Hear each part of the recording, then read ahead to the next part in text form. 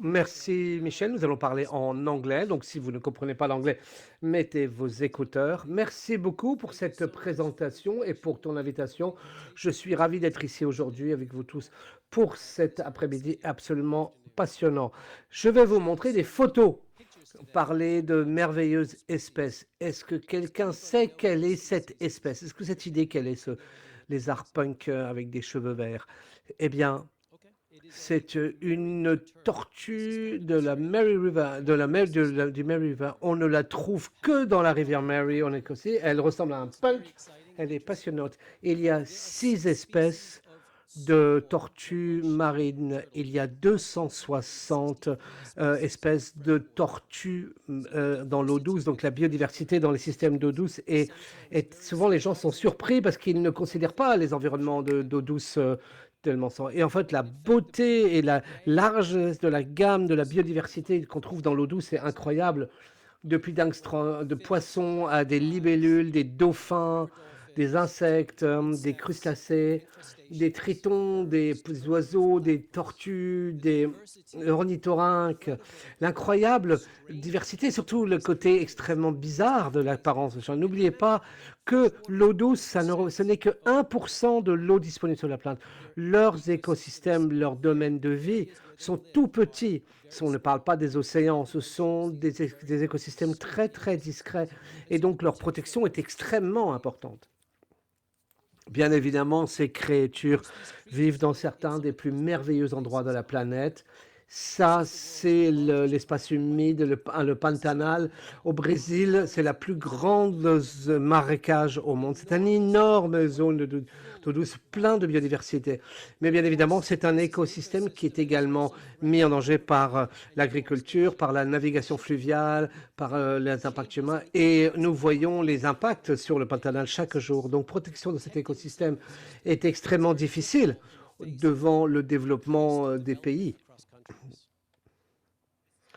Ça, c'est le Cambodge, ça, c'est la forêt inondée du Mékong, ça, c'est le principal cours du Mékong. Dans la période sèche, c'est une forêt, et en période humide, c'est une forêt inondée, et c'est la deuxième plus importante source de biodiversité de rivière. C'est là que nous trouvons les grands poissons-chats, les raies, les dauphins. Et bien évidemment, le grand danger de cette rivière, ce sont les barrages. Et les barrages sont en train de construire sur le cours principal du Mékong et cela a des énormes impacts sur la biodiversité en aval. En Europe, nous avons des rivières sauvages plus incroyables, même si beaucoup de rivières en Europe sont modifiées, canalisées ou changées pour le développement économique. Il y a tellement de rivières dans les Balkans et en Europe orientale comme celle-ci qui sont absolument intouchées et nous devons les protéger.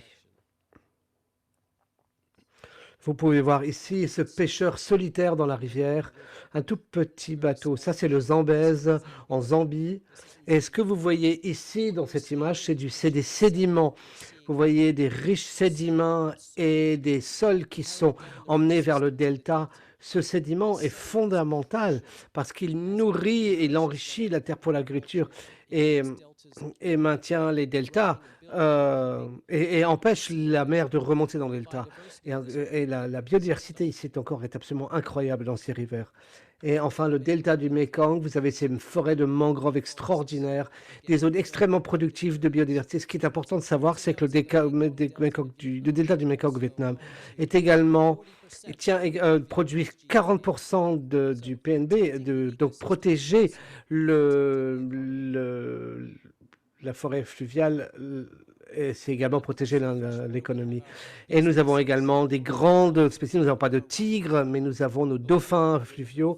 Ça, c'est le dauphin fluvial sud-américain. Ces merveilleuses créatures, ce sont des apex dans le système et des populations saines de dauphins de rivière. Ça signifie que les autres espèces se portent également bien.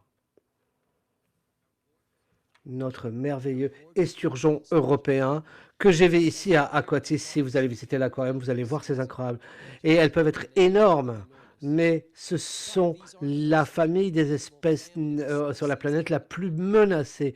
25 des 27 espèces d'esturgeons sont déjà sur la liste des espèces en danger. Et ça, c'est que l'Europe, on ne parle pas de l'Afrique ou de l'Asie. C'est ici, dans notre jardin. C'est la famille, la famille d'animaux la plus menacée au monde. Bien évidemment, un esturgeon femelle vaut beaucoup d'argent, 25-30 000 dollars. Donc, gardez-les dans les rivières, gardez ces populations vivantes. C'est très difficile avec le braconnage illégal du caviar d'esturgeon. Mais quand vous expliquez les réserves d'eau douce et les écosystèmes d'eau douce aux gens, c'est pas simplement les créatures qui vivent dans ces écosystèmes, c'est la dépendance que tous les animaux ont de l'eau douce. Et ça, c'est un exemple de mon travail à WWF.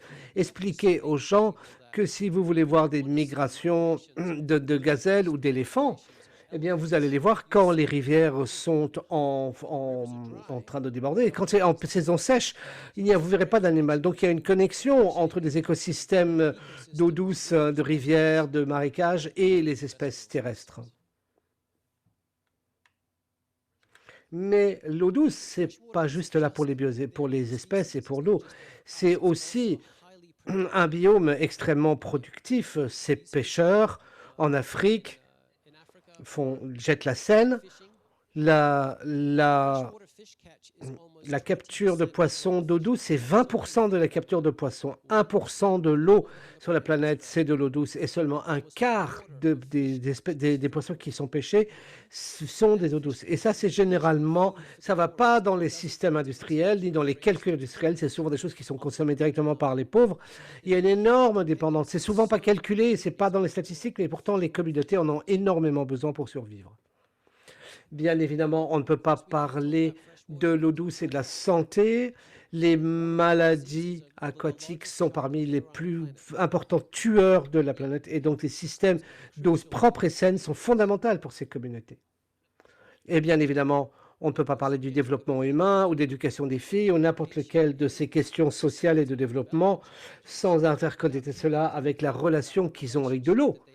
Ces filles, malheureusement, elles ne vont pas à l'école, elles passent leur journée à aller à l'eau et le ramener au village. Ça doit changer. Pourquoi 2,5 milliards de personnes n'ont pas accès à de l'eau et à de l'assainissement sûr?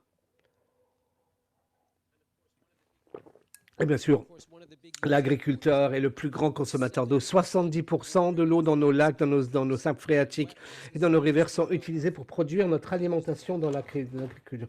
Ce n'est pas nécessairement une mauvaise chose, mais parfois c'est une bonne chose. Mais souvent, on prend trop d'eau dans la nappe que ce que l'écosystème peut fournir ou peut être rééquipé. Et bien évidemment, avec le changement climatique, les structures de chute de pluie vont changer. Donc évidemment, la livraison d'eau devient une incertitude pour beaucoup d'agriculteurs à travers le monde. Et bien évidemment, un des grands obstacles et défis pour la conservation de l'eau douce, c'est le développement de systèmes hydrauliques, essentiellement pour l'énergie hydraulique. Et ça a énormément d'impact sur les migrations des poissons, sur les sédiments. Et nous pouvons voir partout à travers le monde où nous avons mis des grands barrages qu'il y a eu un énorme impact sur la biodiversité des systèmes d'eau d'ours. Ce n'est pas de dire que tous les barrages sont mauvais, mais parfois les barrages peuvent être très très mauvais. Il s'agit de travailler avec les associations d'énergie hydraulique et les entreprises d'énergie pour savoir pour s'assurer qu'on met les barrages au bon endroit. La Suisse ça dépend énormément de l'énergie hydraulique, ça a un énorme impact sur nos écosystèmes d'eau douce également.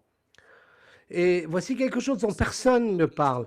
Ça va être le nouveau défi de la conservation pour les environnements d'eau douce, c'est l'extraction de sable rivière. C'est le minerai le plus extrait au monde, c'est le sable. Et le meilleur sable vient des rivières.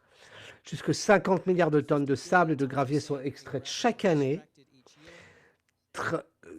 Et il faut 30 000 tonnes de sable pour faire 1 kilomètre de route. Et vous pouvez voir les chiffres ici, à quel point on consomme du sable. Ça a des énormes impacts sur les rivières. Le sable est extrait souvent illégalement. Cela mine les fonctionnalités des écosystèmes des rivières et compromet les deltas dont nous avons besoin pour nous protéger contre les événements climatiques extrêmes. importés par le changement climatique. Donc les défis pour l'eau douce sont nombreux, nos écosystèmes sont discrets, sont petits, nos systèmes de rivières sont fragiles et il y a des défis à venir comme l'extraction de sable. Mais bien évidemment, le changement climatique, c'est le plus important. La manière dont les gens vont ressentir le climat, c'est à travers l'eau. Les rivières, les sécheresses, les inondations et si vous regardez la presse, il y en a de plus en plus. Alors, ce que nous faisons chez WWF, c'est également une traçabilité des espèces dans les biomes d'eau douce. Donc ici, vous pouvez voir qu'il y a un déclin depuis 1970. Donc vous voyez en rouge 36% pour les espèces marines, 38% pour les espèces terrestres et le total 68%. Donc ça veut dire que depuis 1970, nous avons perdu 84% de la quantité d'espèces d'eau douce. Donc le taux d'extinction est 6 à 7 fois plus rapide que les autres types d'espèces.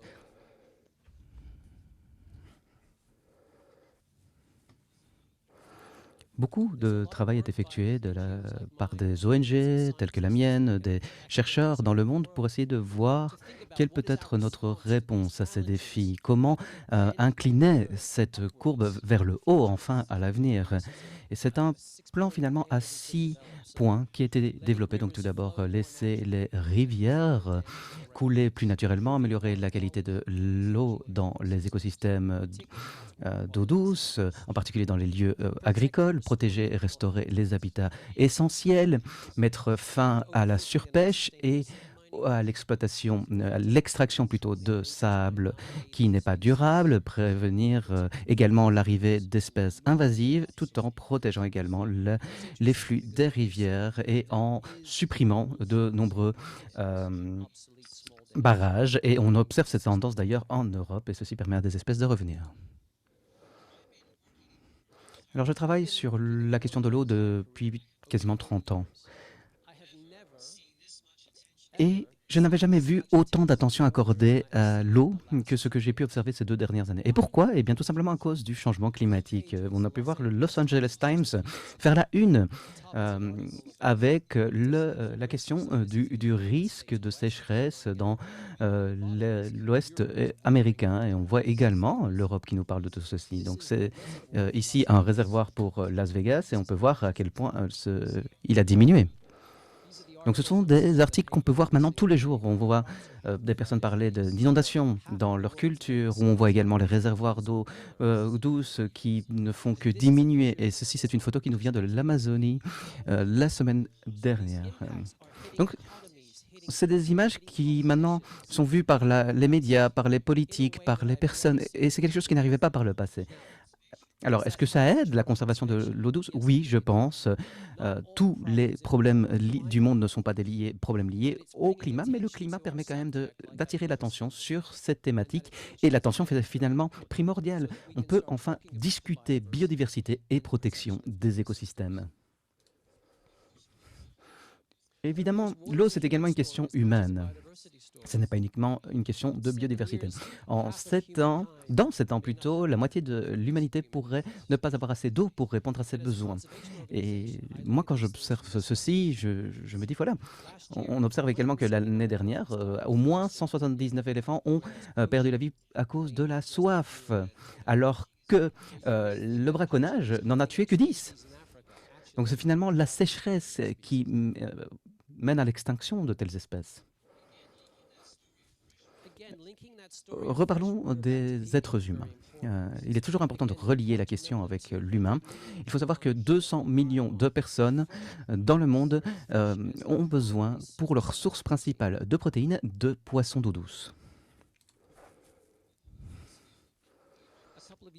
Nous avons écrit un rapport il y a quelques années. Vous y verrez également tous les partenaires, l'UICN, InFish, Nature and Conservancy. Beaucoup d'organisations ont participé à cette étude, qui était une étude qui s'appelait The World's Forgotten Fishes, donc c'est les poissons oubliés du monde. Et on voyait qu'il y a beaucoup d'espèces que personne ne connaît, d'espèces d'eau douce.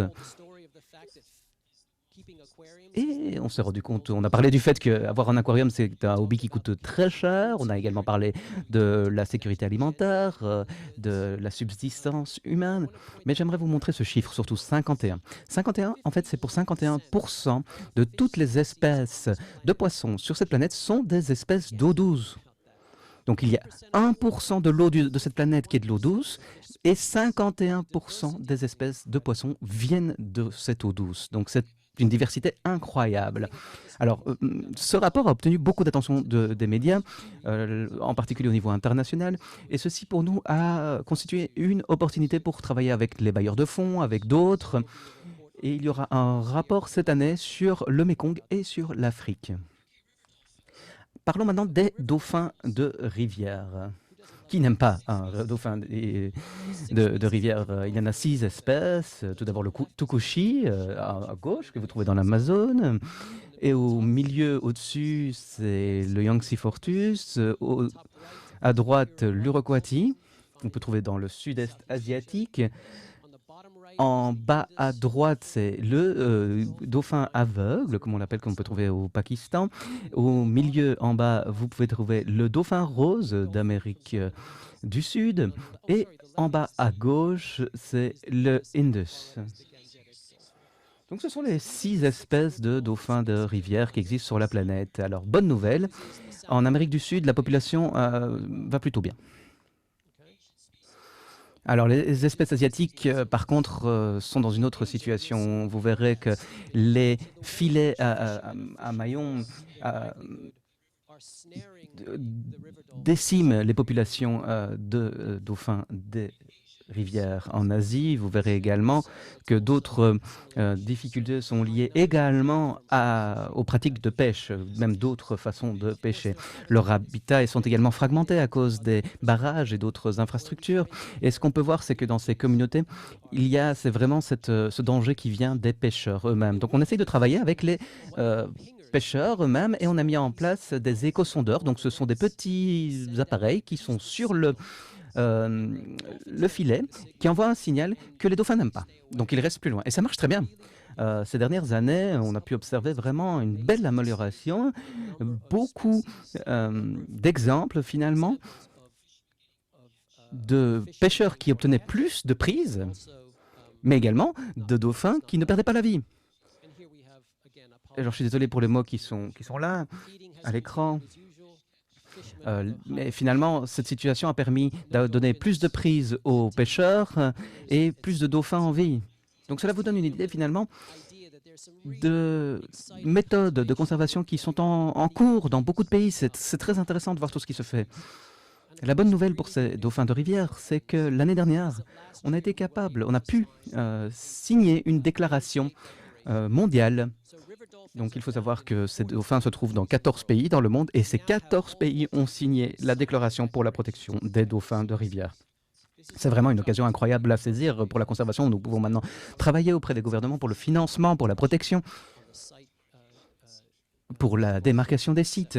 Et donc finalement, c'est vraiment une victoire incroyable pour la conservation. En plus des dauphins en bonne santé, ce sont des rivières en bonne santé, puisque ce sont les principaux prédateurs. Alors j'aimerais également vous donner un autre exemple de succès de la conservation. Il s'agit du défi de l'eau douce, le Freshwater Challenge, comme on l'appelle. Donc dans le monde, il y a une envie de protéger 30% des écosystèmes. Donc ils veulent vraiment mettre des régions qui seront protégées pour l'humanité, pour les espèces. Mais ce n'est pas le cas par contre pour l'eau douce.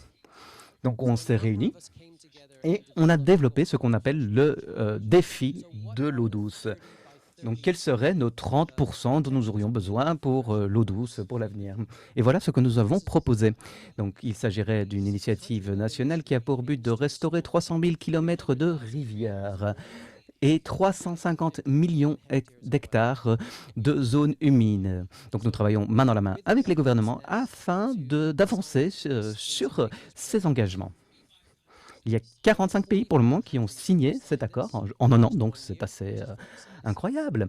Et la présidence de la COP a repris cette initiative comme l'un de ses grands succès. Donc nous avançons d'un point de vue politique auprès des pays. Dans les négociations climatiques, c'est quelque chose également qui apparaîtra. Donc c'est très positif. Ceci permet d'assurer la restauration et la conservation des écosystèmes d'eau douce, mais également de quantifier les ambitions, les possibilités et également d'accroître les actions, accélérer les actions avec les partenaires à l'avenir. La conservation de l'eau douce, c'est quelque chose de très difficile. Vous l'entendrez aujourd'hui avec les différents orateurs de la journée qui vous expliqueront leur travail. C'est très difficile. Pourquoi? Parce que l'eau douce, finalement, est essentielle à l'économie. Elle est essentielle au gouvernement. Elle peut être touchée facilement par un barrage, par de la pollution ou autre. Donc ce sont finalement des zones très difficiles pour un travail de conservation. Pourtant, lorsque nous avons des possibilités telles que celle-ci au niveau mondial de faire avancer ces politiques, ces idées politiques auprès des gouvernements, eh bien, c'est fabuleux parce que c'est quelque chose que nous n'avons jamais vu par le passé pour l'eau douce. Vous avez peut-être l'impression que ce n'est pas grand-chose, mais je peux vous le dire, on n'a jamais eu autant d'attention sur la question de l'eau douce dans le monde, et donc c'est très important à noter. Sur ce, je vous remercie. Je vous laisse avec cette belle photo, et bien sûr, je suis ouvert à toute question.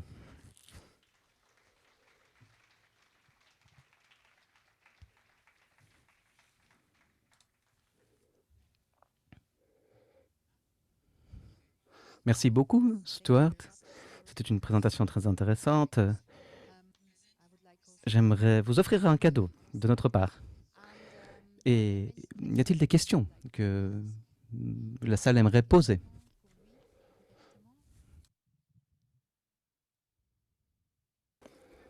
Une question?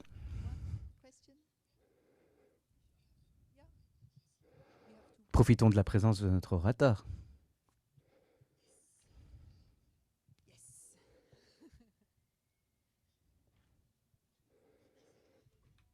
Oui, bonjour, Séverine Eveco, députée au Grand Conseil vaudois. J'ai une question par rapport à... Sabrina Eveco, MP. Vous dites qu'il y a une fenêtre, I have a question. un intérêt sur l'eau douce. You've mentioned the fact that there's more attention on fresh water nowadays. However, here, in the political agenda, it seems that biodiversity and climate and even climate is now put back at the second. Is less important nowadays. People are way more interested in energy supply. So how do you really keep this connection with the attention on fresh water? Will this be a lost opportunity soon, or are you still? Je pense que j'ai compris. Si j'ai bien compris votre question, et c'est quelque chose que j'ai pu observer d'ailleurs. La discussion sur le changement climatique aujourd'hui est une discussion qui parle finalement de carbone, de dioxyde de carbone, de CO2. On parle toujours de l'atténuation et de l'adaptation. Alors, comment s'adapter au changement climatique? Alors là, les politiques, les entreprises se concentrent beaucoup plus sur ces questions de l'atténuation. Beaucoup pensent que les énergies renouvelables, c'est l'avenir, c'est vert, ce sera toujours positif. Mais nous, on vous dit que non, ce n'est pas vert. Cela a des impacts énormes. Donc peut-être que vous essayez d'atteindre vos objectifs carbone, mais vous avez quand même des impacts très négatifs sur l'environnement d'eau douce. C'est quelque chose que nous pouvons observer à l'échelle mondiale. La COP a dû se réunir à 27 reprises afin d'ajouter le mot « eau » dans leurs documents. Imaginez, il a fallu 27 COP avant que nous ayons le mot « eau » dans leurs documents d'études. C'est fou. Donc nous vivons aujourd'hui dans un monde où, lorsque nous parlons de climat, tout le monde pense directement à l'énergie, à l'efficacité énergétique, au dioxyde de carbone. Et tout le monde oublie que la majorité du monde est déjà touchée aujourd'hui. Un quart de notre planète est déjà sous une situation de sécheresse. Donc là, on ne parle pas d'atténuation. Là, il convient déjà de parler d'adaptation. Donc la restauration des environnements humides, d'eau douce, de rivières, ce n'est pas uniquement nécessaire pour la biodiversité, mais également pour les personnes, les êtres humains, pour qu'ils puissent s'adapter aux impacts du changement climatique. Donc cette fenêtre politique est ouverte aujourd'hui. Pourquoi? Parce que les personnes commencent à comprendre que le changement climatique est également un impact sur les inondations, les communautés, les sécheresses. Donc nous devons utiliser cette occasion et y intégrer la question de la biodiversité. Alors moi, je suis très optimiste. Euh, Pourquoi? Parce que j'ai la chance d'œuvrer aux côtés de nombreuses personnes sur le terrain et j'observe beaucoup de changements positifs. Je vois de la dévastation, je vois des destructions de rivières, ne vous méprenez pas. Mais je vois également des restaurations.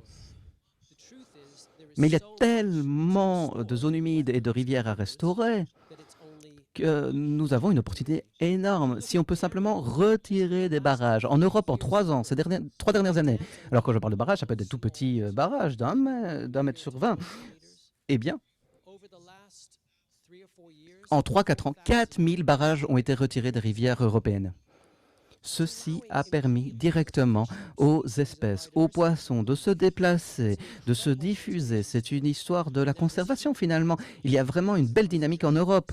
Donc je reste positif parce que je vois et j'observe des changements positifs. Nous avons la question des rivières qui sont liées maintenant à la question climatique, à la résilience. C'est très important. C'est tout aussi important que lorsque nous parlons des économies et de la protection des personnes. J'espère que j'avais compris votre question. Merci. Encore d'autres questions? Any other question? Bonjour, merci beaucoup pour la présentation. Good afternoon, and thank you very much for your presentation.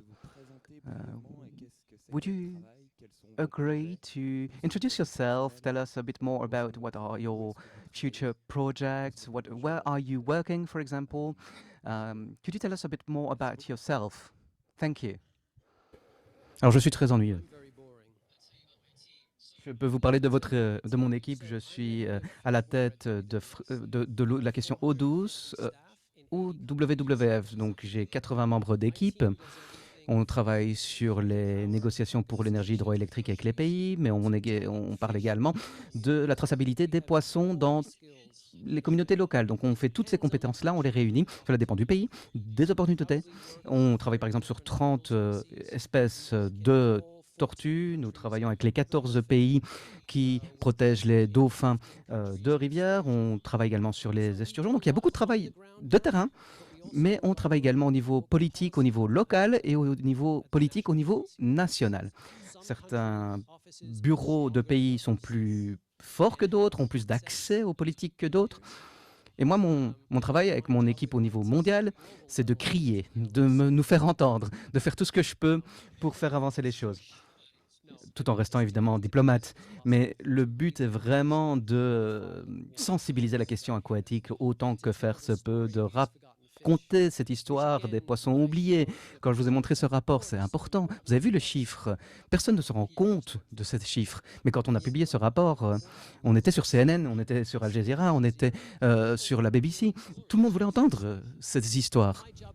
Donc mon travail est un travail de plaidoyer finalement. J'essaie d'obtenir le soutien des bailleurs de fonds et mes équipes, quant à elles, travaillent avec de nombreux partenaires, avec des institutions académiques, avec les universités, les scientifiques, les entreprises, les ONG.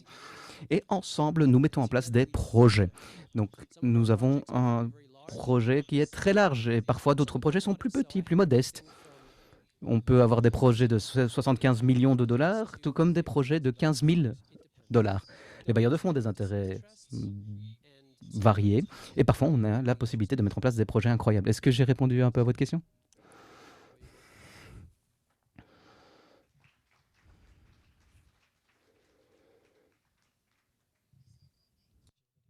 Il reste encore du temps pour des questions. C'est qui voulait poser une question? We still have a bit of time for questions. Merci beaucoup de votre présentation. Par rapport à la question qui a été posée avant, vous restez optimiste d'une certaine manière. Mais en Italie, Pour le moment, nous observons un certain négationnisme par rapport au changement climatique. Et ceci est évidemment lié aux inquiétudes et à la conservation de l'eau. Donc j'aimerais comprendre votre point de vue. Savez-vous comment nous pourrions convaincre les personnes qui ne croient pas au changement climatique, qui ne croient pas à ces thématiques et à ces difficultés? Peut-être que vous êtes mieux placé, mais nous, d'un point de vue culturel, également en Italie, quand on en discute, c'est très difficile. En particulier lorsque nous abordons la question de la biodiversité, c'est vraiment très difficile de convaincre les politiques, les convaincre qu'il est nécessaire d'agir en faveur de la biodiversité. Pas simplement pour un projet vert, un avenir vert qui ne sera jamais vert. Oui, c'est une bonne question. Chaque pays fait face à ses propres enjeux, comme vous l'avez dit. Dans certains pays, il est plus facile de parler climat que dans d'autres. Je ne connais pas la situation italienne de manière spécifique, mais je peux vous dire de manière assez honnête, c'est que lorsque je parle à des politiques, en fait, je n'aborde jamais la question de la biodiversité. Si je rentre dans un bureau et que je dis, voilà, je suis là pour protéger la biodiversité, eh bien, je serai dehors en 5 minutes. Ils vont me dire au revoir. L'histoire climatique, la question du climat est intéressante. Pourquoi? Parce que elle a des répercussions sur les économies et sur les personnes. Rappelons-nous les inondations en Allemagne il y a 2 ans. C'était quelque chose de dévastateur. Et donc là, on n'a pas posé la question de la biodiversité. On a plutôt dit, voilà, quel problème de société essayons-nous de résoudre? Les inondations. Restaurons les rivières, mettons en place ces actions et cela va améliorer cette situation-là. Donc l'idée est d'intégrer vos inquiétudes dans les inquiétudes des autres. Croyez-moi, moi je travaille avec des pays qui sont bien moins réceptifs que l'Italie. C'est très difficile, par exemple, de discuter de barrages avec les gouvernements de la Thaïlande ou de l'Inde. Imaginez. Mais finalement, on arrive à un accord en se disant qu'il y a des façons plus efficaces de faire ce qu'ils font. Des façons plus efficaces de faire un barrage, de nettoyer leurs eaux, de penser à la préservation. Les pays qui ont signé la déclaration pour les dauphins de rivière, le Bangladesh, l'Inde, le Pakistan, le Myanmar, l'Indonésie, le Brésil, l'Équateur, la Bolivie, ce ne sont pas des pays faciles. Mais ces gouvernements se sont mis d'accord pour signer cette déclaration pour protéger cette espèce dans leur rivière. Pourquoi? Parce qu'ils se sont rendus compte qu'ils doivent protéger les systèmes de rivières. Si ces espèces sont en bonne santé, eh bien tout le système sur lequel ils s'appuient pour se nourrir seront en bonne santé. Et aucun homme politique ou femme politique ne veut être responsable de l'extinction des dauphins. Donc il faut toujours comprendre, avoir une belle approche lorsqu'on discute avec des politiques. Et l'eau, finalement, a des effets dévastateurs avec les inondations, les sécheresses, les cultures qui disparaissent, les assurances. Elle coûte très cher, c'est beaucoup d'argent. Donc il faut trouver cette façon de parler. C'est intéressant, finalement. Il y a beaucoup d'argent qui est mis en place pour protéger la rivière Pô. Pourquoi? Eh bien, ils se sont dit qu'il y avait un problème. Ils se sont dit qu'ils avaient peur qu'il y ait une sécheresse, je ne sais pas. D'autres questions?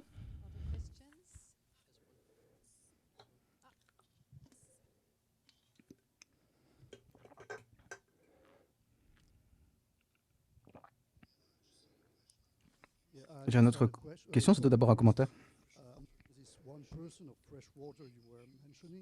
Vous avez parlé de 1% d'eau douce, mais il faut bien comprendre qu'une grosse partie de cette eau est dans le pôle sud, donc elle n'est pas disponible finalement. Alors ma question est celle-ci. Quel sera l'avenir de la désalinisation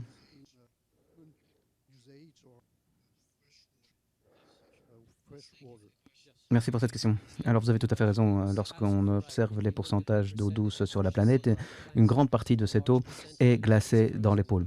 Donc, elle n'est pas disponible pour les humains ni les animaux, ou est très profondément enfouie dans la Terre. Donc, c'est une histoire incroyable de se dire qu'il y a très peu d'eau douce sur la planète. Alors, la désalinisation, c'est une technologie très intéressante, surtout pour les pays euh, côtiers. Mais il y a des limites. En effet, la consommation la production de dioxyde de carbone est très élevée. euh, et en plus, le coût est assez élevé. Mais dans certains endroits, c'est nécessaire, par exemple au Moyen-Orient, en la côte ouest australienne également. Par exemple, là-bas, la désalinisation se fait au travers de l'énergie solaire, donc l'empreinte carbone n'est pas si élevée. Mais par contre, si on regarde l'Arabie saoudite ou les Émirats arabes unis, l'empreinte carbone est énorme parce qu'ils effectuent de la désalinisation à haut taux, mais ils utilisent le combustible pour le faire. L'eau désalinisée, finalement, c'est quelque chose qui marche à la côte, mais pas du tout pour des agriculteurs, par exemple, parce que cela pèse beaucoup, donc c'est très difficile à transporter. Donc c'est une solution qui est disponible pour certaines régions, mais qui ne va pas du tout résoudre la crise aquatique, la crise de l'eau. D'autres questions? Any more questions? D'autres questions? Ah, je t'ai pas. Merci de votre très intéressante présentation. Vous avez dit que chaque pays fait face à son propre défi. Connaissez-vous la situation suisse? Alors, quel est le défi de la Suisse? Je ne suis pas expert de la question suisse, mais vous vivez dans un pays qui, évidemment, possède beaucoup de sources d'eau douces. Vous possédez beaucoup de biodiversité, de très belles rivières. Parfois, lorsque l'on se déplace à Genève ou à Lausanne, on observe à quel point l'eau est propre, l'eau est claire. Donc vous avez de la chance, mais pourtant c'est un pays qui a modifié beaucoup ses eaux pour l'utilisation hydroélectrique dans les montagnes. C'est très important pour le pays qui utilise beaucoup cette énergie, donc il y a des répercussions. Il y a quelques années, lorsque les eaux étaient très basses, eh bien il y avait des répercussions sur l'énergie parce qu'il fallait de l'eau pour refroidir les usines. Donc je pense que la Suisse n'est pas totalement immunisée aux défis des sécheresses ou des inondations. Quand vous observez le climat, tout le monde sait que le climat a changé, la quantité de neige a changé également. Ceci aura évidemment des répercussions sur l'eau. Mais vous êtes quand même un pays assez chanceux en cette matière. Si vous vous rendez dans des endroits où il y a des pénuries d'eau, l'histoire est tout à fait différente. Donc je dirais que la Suisse a beaucoup de chance. Mais je ne suis pas expert de cette question suisse. Mes collègues de WWF Suisse auraient beaucoup plus de choses à vous dire et pourraient vous parler de la modification des rivières pour la production d'électricité de manière hydroélectrique.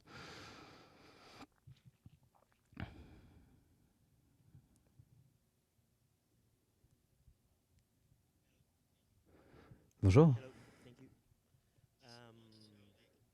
Just wanted to know, how can you address this kind of Comment répondre à de tels problèmes d'un point de vue politique? Lorsque when sometimes way to fix or not to fix to restore and natural ecosystems parfois les méthodes de restauration des écosystèmes sont populations close to rivers, which is very useful. taux bénéfices peuvent coûter très cher et qu'en est-il des risques pour la population? Alors il y a eu un article dans le New York Times aujourd'hui, je pense, qui nous parlait de la Chine qui développe entre Hong Kong et la Chine, ils vont détruire de nombreuses zones humides parce qu'ils veulent connecter en fait les villes. Donc j'observe souvent des développements qui sont à l'encontre de ce que nous devrions mettre en place. Des mangroves qui sont ravagées pour construire des ports ou des hôtels. Ce n'est pas facile, soyons honnêtes. Les gouvernements font tous les jours des décisions stupides, mais nous savons pourquoi. L'hydroélectrique également, c'est quelque chose, c'est un domaine où il y a beaucoup de corruption. C'est un moyen très facile de gagner de l'argent, un accord un peu particulier, un peu corrompu sur des infrastructures, ça rapporte beaucoup. Donc on observe toutes ces histoires-là, mais on observe également autre chose. Les personnes commencent à réaliser qu'ils ne peuvent continuer à détruire leurs écosystèmes simplement pour des buts de développement. Nous travaillons pour le moment avec un gouvernement qui a investi énormément dans leur réseau, leurs infrastructures routières, mais ils savent que pour protéger leurs routes, ils doivent également protéger leurs zones humides. Parce que s'ils ne le font pas, eh bien, il y aura des inondations, ça va détruire leur route. Et donc, finalement, il y a cette réalisation que la nature peut également être un moteur de la protection des atouts, des actifs souverains. Donc, c'est un long chemin, c'est quelque chose qui est lent, mais il y a ces solutions basées sur la nature qui peuvent être très intéressantes. Et donc, il y a cette réalisation que ces domaines doivent être protégés. Il y a des exemples, finalement, où des projets de restauration étaient incroyables. Mes collègues indiens ont effectué un superbe travail sur la protection, la restauration des zones humides. Ils le font aujourd'hui. Les communautés se rendent compte à quel point il est important de protéger ces zones, pas simplement pour leurs ressources d'eau. Donc c'est un processus qui prend beaucoup de temps. Mais aujourd'hui, avec les objectifs, les déclarations, eh bien, on peut discuter avec les gouvernements, on peut discuter du financement des projets, on peut discuter des objectifs. Donc c'est positif. Ça ne va pas tout résoudre, mais en tout cas, c'est un pas dans la bonne direction. Merci beaucoup. Alors, il nous reste du temps pour une dernière question. S'il y a encore quelqu'un. One last question. If not, Il Je n'y a viens plus pour personne. one Alors, merci beaucoup. thank you very much again. Oui, merci. Encore une question. Non. Okay. Yeah, you can give it to her. Apparemment, il y a quelques appareils qui ne sont pas synchronisés sur la bonne langue. It seems there is some receivers that are not synchronized on the right language. Who's got that problem? Could you please raise the hand, and then my colleague can give you the other one. Vous avez un problème d'interprétation, votre casque parle pas la langue que vous attendez, levez la main, qu'on puisse se régler. Très bien.